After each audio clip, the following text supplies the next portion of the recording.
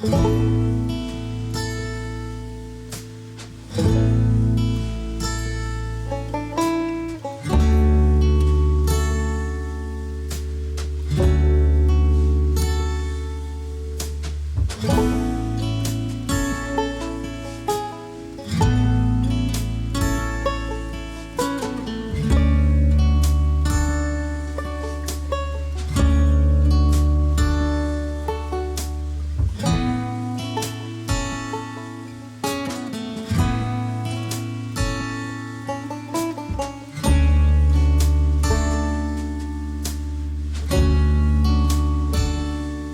everybody, welcome back to my channel. I am Barbara. I live in Tennessee in Zone 7B, and welcome to my high tunnel.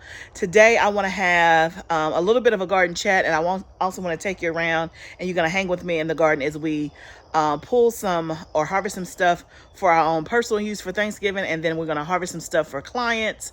And what else we got to do? Okay, I've already watered. But we're also going to fertilize as well. So you saw in the beginning of the video, I was pulling all the covers back. So let me kind of just tell you what's going on here in my neck of the woods. It has been very, very cold the last, I would say 5 to 6 days. So the tunnel has been locked down, sides rolled down, front and back door closed, things covered up. Because it's been that cold. It's been like in the low 30s. So everything has been kind of closed up. And so today is a very beautiful day. The high is 65. I think tonight is going to be 45. And so we have 3 or 4 days where the temperatures are going to be pleasant. So the tunnel will be open. But then towards the end of this week, it's going to dip down as low as it's gotten so far, which is the 20s. So far this season, it's going to be in the 20s. So we'll close everything back up again. But in today's video, the sun is out barely. It's very little wind, so it feels very pleasant outside. It's actually warm in the tunnel. It's like 90 degrees in here. So I've pulled everything back. I've gone ahead and watered everything. We actually turned our drip off last week when the temperatures dropped. And so they haven't had water in like 3 or 4 days, which is fine. Also, it won't be on this video today, but hopefully later on this week, I'm going to actually add mulch to all of my beds and to the stuff in ground. That will help it in the winter to retain heat and retain moisture. Obviously, I don't water my garden every day like I do in the summertime when it is winter or cold outside. One good watering a week will actually suffice, especially once the temperatures are lower. And so that I've already done that. So now I'm going to actually get this stuff ready to fertilize. And then, no, we're going to harvest first, and then we'll fertilize what's left, because it doesn't make sense for me to fertilize something that I'm about to pick. And that way it'll be already clean. So let's go ahead and go through our orders and harvest what we're going to do. First, we're going to harvest for me. I'm going to be harvesting some collard greens for Thanksgiving to cook. Now, by the time you see this video, Thanksgiving may actually be over. But at the time I'm shooting this video, it is the week leading up to Thanksgiving. So this is the first time I've harvested collards all season. If you saw some of my earlier videos, you saw that my collards have been ready for probably a couple of weeks, but I've been waiting for it to get cold. And so it's been cold for like 3 or 4 days. I don't know if that did enough, but we got to get the collards out the ground today and harvest some, and plus we want to cook some for Thanksgiving. But I was saying in that video that collards and a lot of your brassicas actually taste better once there is a frost and once it gets colder. They love cold weather, and so they actually just taste better once it gets colder. And before this week, it hadn't been cold here at all. It's been in the 80s and in the highs. It's 80s in the highs, and then the lows have been in the 50s. So that's what's been going on here. But let's go ahead and get our pruners and let's harvest collard greens first and see how many we have. Okay, I'm gonna start right in here. These are the ones that have been in here the longest, and this is the area where I had some bug damage. So actually the bug damage looks much better, probably because they've been covered. But I'm gonna go ahead and start with this section right here. I did 2 different kinds of collard greens this time.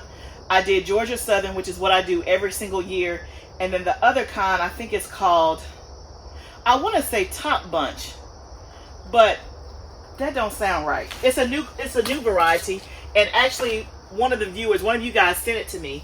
And so I'm trying that.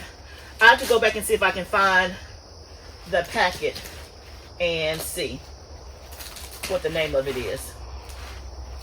Like, those are bad. I'm not going to get those. You know, you got to get a lot of collard greens to make a bit of a difference, because collard greens shrink down. But there's nothing like having collard greens on your Thanksgiving table, especially ones that you grew yourself. These leaves are huge.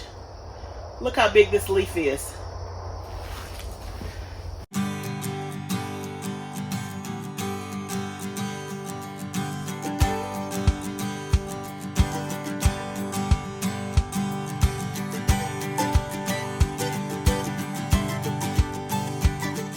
Okay guys, I got 2 big baskets of collard greens. Obviously those are shrink down.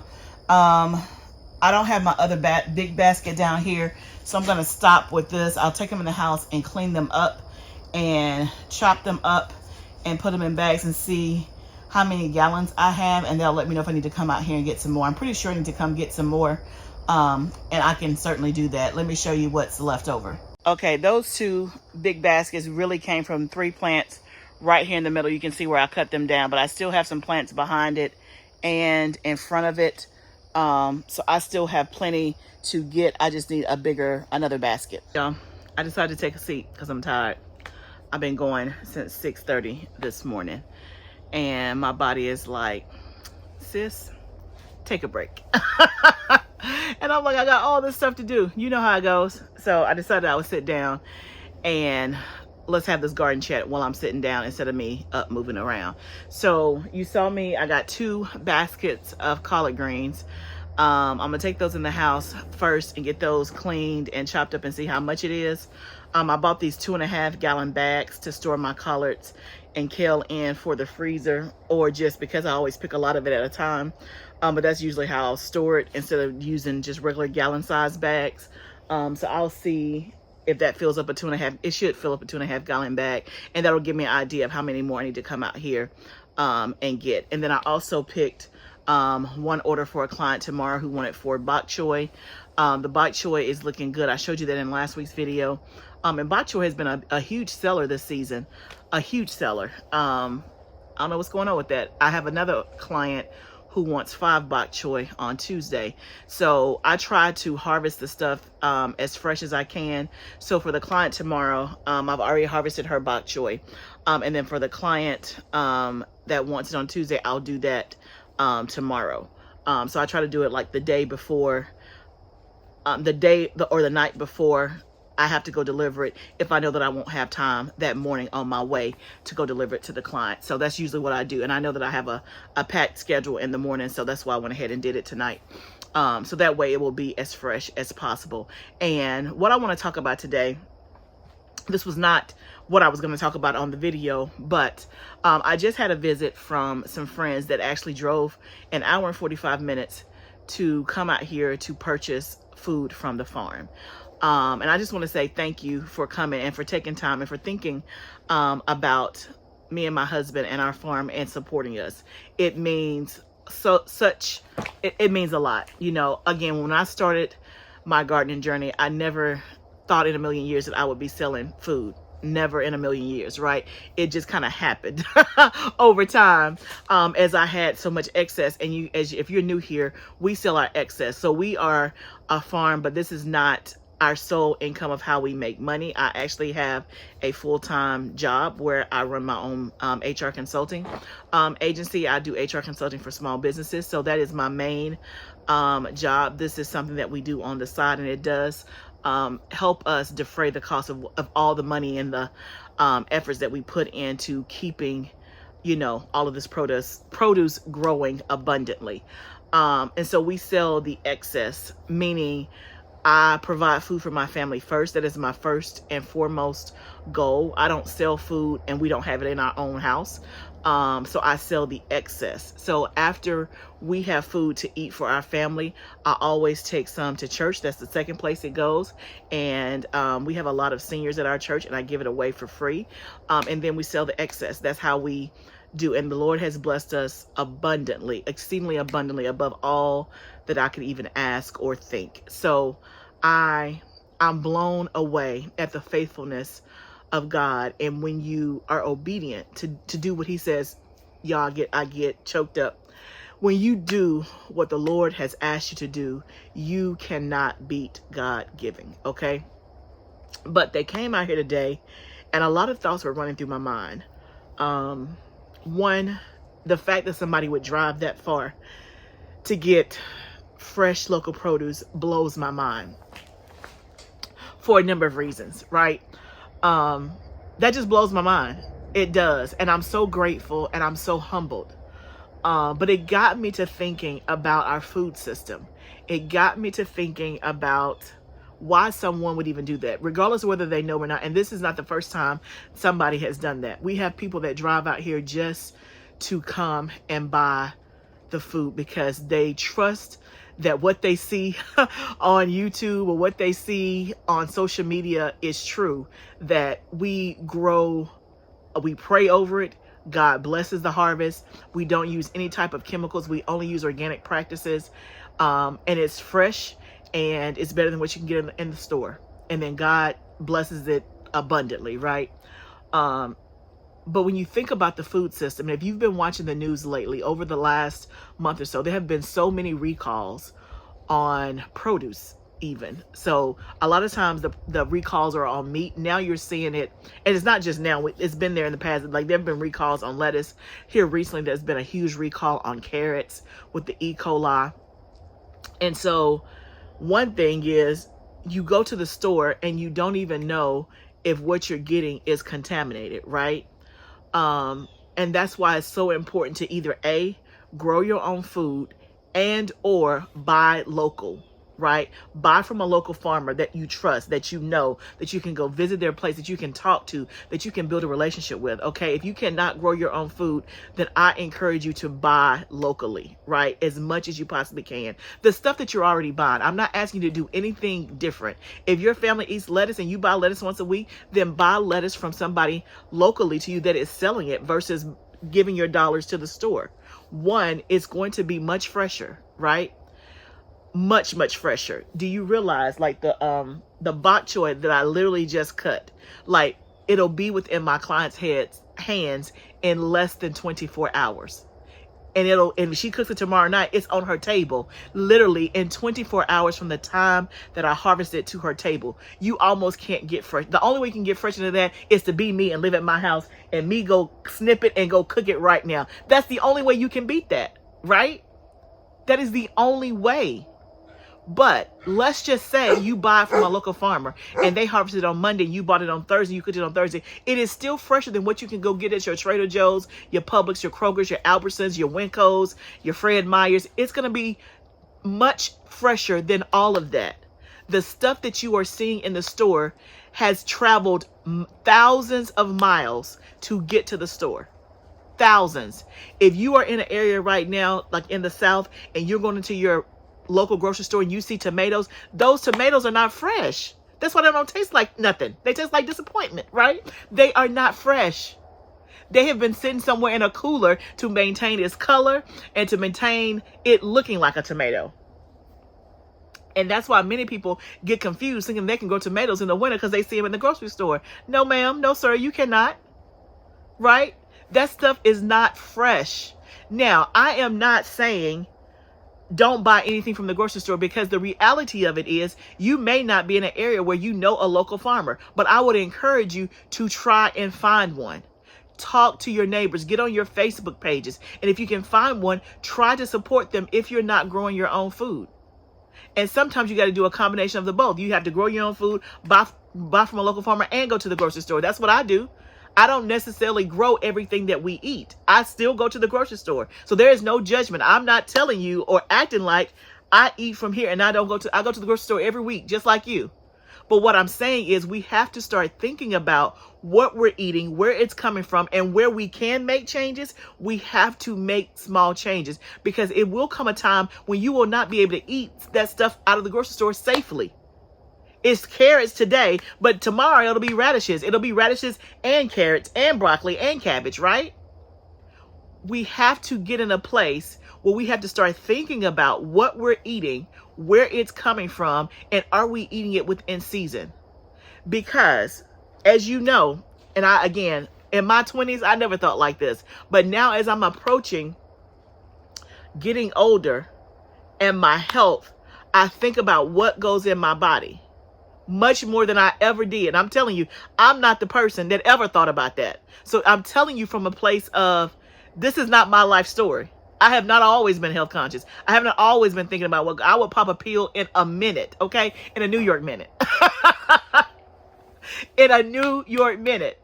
So this is coming from a place of, I am trying to learn. I am trying to educate myself. I am trying to be aware. I'm trying to be cautious about what goes in my mouth. I'm not perfect. I'm just trying to find, and as I find stuff, I'll be happy to share it with you. I have been blessed to be able to grow my own food, and I can tell the difference in the quality of the food, the freshness, and the nutrients, right? This food is nutrient dense. It is literally going from the ground to a skillet, to an oven, right? I don't even harvest a lot of my stuff anymore and just keep it in the house, like in my refrigerator. More than, if I am using it fresh, I come out here and I get it, and I usually just take it and cook it right then, right? Now, every now and then I will come and get lettuce for the week instead of me coming out and get lettuce every day. But if I know that I want kale later this week, I'll just come out here and harvest it close to the day that I'm going to make kale. It doesn't make sense for me to come out here, harvest the kale, and let it sit in my refrigerator for 5 days when I can just come out here and get it fresh. Because as soon as you take it out of the ground, every day that it sits, it loses a percentage of its nutritional value, right? So what am I saying? All I'm asking is to think about what you're eating. If you're not growing your own food and you have the ability to grow your own food, I encourage you to grow your own food. Make a plan to start this spring and summer. If you don't know what to do, if you just landed on my channel, I have a whole playlist called How to Start Your First Garden. It's a 6-part series. I've done 3 of the 6 videos. They have been coming out every single Friday. And so I have 3 more to do. And then that series will be wrapped up. But that series is literally taking you step by step by the hand, telling you how to start a garden. So there is no excuse saying you don't know. Well, I didn't know either. 4 years ago, I had never put these hands in dirt. But now they're in dirt all the time. So if I can learn, anybody can learn. So I'm asking you to think about what goes in your mouth. I'm asking you to think about, can you grow a garden? If you cannot grow a garden, or you need to supplement, find a local farmer in your area. Farmers market.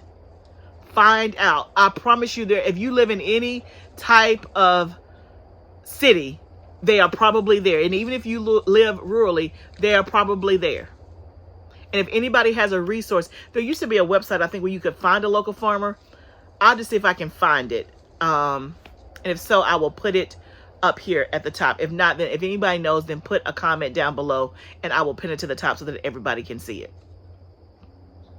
If you are in an area where you're like, I don't have any space to grow any food and I'm not to a local farmer, then pay attention to what you're getting at the grocery store as much as you possibly can. My whole message is this: do what you can where you are with what you have. That's it. I think sometimes we compare ourselves to other people, and because we can't do it like them, we decide to do nothing. Or we're overwhelmed, and so we just become inactive. I see that I see that in business life. I see that in gardening life. I see that in life in general. As I've talked to people, as I've coached people in business, people get overwhelmed or they compare themselves, and because they can't do it like X, Y, and Z, they do nothing. And all I'm saying is to take a step. Take a step in the right direction, whatever that looks like for you. That's it. That's the whole message. And so today it just warmed my heart that they came out here to support us. But it got me to thinking, like, why would somebody drive that far? Because they know that they can get fresh produce. It's not about me. It's about access to quality food. And what I do know in life is that you get what you pay for. And also what I know in life is that if you want something, you'll try your best to get it, if it's that important to you.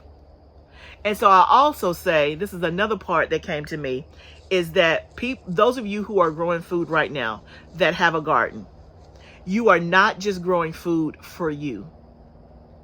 you're not just growing food for you and your family. That's what I thought I was doing, and that's what I set out to do. Like, I'm going to grow food so that we can eat. But I have abundance. And so it doesn't make sense for me to sit here and have abundance and not share it, not sell it, not give it away, not do something and let it go to waste. What am I saying? If you have a garden, it is not just for you. Find somebody that you can bless. Find somebody that you can minister to with just a gift of a bag of lettuce, right? Find somebody that you can share and you can plant a seed. Somebody who may be less fortunate. The holiday season is coming up. There's plenty of people who may not have the funds to go and buy collard greens. It may be right at your job. It might be in your neighborhood. It might be in your work area. You never know. So don't think that, hey, I'm just gardening just for me. You are gardening not just for you, but for somebody else. You can bless somebody else just with your presence and just with you giving them something out of your garden. Just like that. People love fresh produce. People love fresh goods. They love it. And wouldn't that be a nice gift? Wouldn't that? And even if you want to sell it, right? You have access. Take it to your church. Take it to your sorority. Hey, I got cilantro, $2 a bag. I got 5 bags, right? And they're like, ooh, this smells good. It don't smell like this in the store. That's because it's fresh. And you can use that as an opportunity to teach. You can use that as an opportunity to share. You can give that as an opportunity to give somebody a packet of seeds. You just never know. You just never, ever know. So that's my message today. 1, you're not gardening for you. And 2, let's think about what we're putting in our mouths. If you're not growing food, then support another person. Because let me tell you, you guys know that follow me. If you have a garden, this is not for the faint of heart. This is not easy work, but it is valuable work. It is work that leads to such a rich blessing that you can't even quantify, that you can't even hardly articulate, right? One of the ladies that came out here, she's like, girl, you be busy. She's like, one thing about you, you're not lazy. I'm like, no, I'm not lazy. If anything, I work too much, right? But everything that I do, I try to do it. Y'all, Lexi over there tearing up something. I don't even have what it takes because I'm going to sit right here because whatever she tearing up, she about to break her jaw. Whatever she tearing up, well, she not really tearing it up. She gonna break her jaw. That's what's gonna happen. And I'm gonna sit right here. I'm gonna sit right here. What I was saying is that when you are out here gardening, it is not easy work. In the summertime, it be hot, bugs, you're itching, you're sweating. Plants don't want to act right. Then they do want to act right. I mean, it's constant work. There's always something to do. And so for people to recognize that, hey, I trust her, I trust him, I want to buy from them, is a blessing. It says a lot. And it's okay to charge people for your food. You can give some away, like I give some away, but I do sell the excess. This ain't free. It ain't easy. All right? It's not easy, and it's sure not free. Right? Now, is it cheaper? Is it cheaper for me to grow my own food than to buy food from the store? Yes. That is cheaper to feed my family, but it is not cheap to have a garden this size and to supply it all the soil, all the amendments, like it ain't free, right? There's some hard sweat equity and some real cold cash that goes into this. Y'all already know. So that's my message. You know, when it hits me, I just got to talk about it. What else we going to do today? I was going to fertilize today, and y'all, I've been saying that for a month, but I'm tired. I'm about to call it a wrap because I'm done. I don't do that often, but today I am. I got everything that I had to get, and I'm about to take it to the house. So I hope that you guys are doing oh so well. If I decide to play this before Thanksgiving, I hope that you have a wonderful Thanksgiving.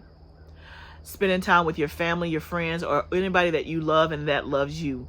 Make sure that you take time to just rest, say thank you to the people around you, and let somebody thank you. And so let me take this opportunity to thank each and every one of you. I am so grateful for each and every one of you that turn on YouTube just to come find me, just to come say hello. I'm passing the when you're like, oh, let me check out what she's saying, who leaves a comment. I'm thankful for all my lurkers out there. I have people who say, I never comment, but I watch every single video. I thank you. I appreciate you. I do. I don't take it for granted because time is valuable. You spending 20 minutes with me, you could be doing something else. I don't take it for granted. You guys have been such a kind, positive, uplifting, encouraging community that I'm very, very grateful. I'm very grateful. So remember, gardening is a journey. I'm glad that you're on this journey with me. Let's grow together. I'll see you next time, friend.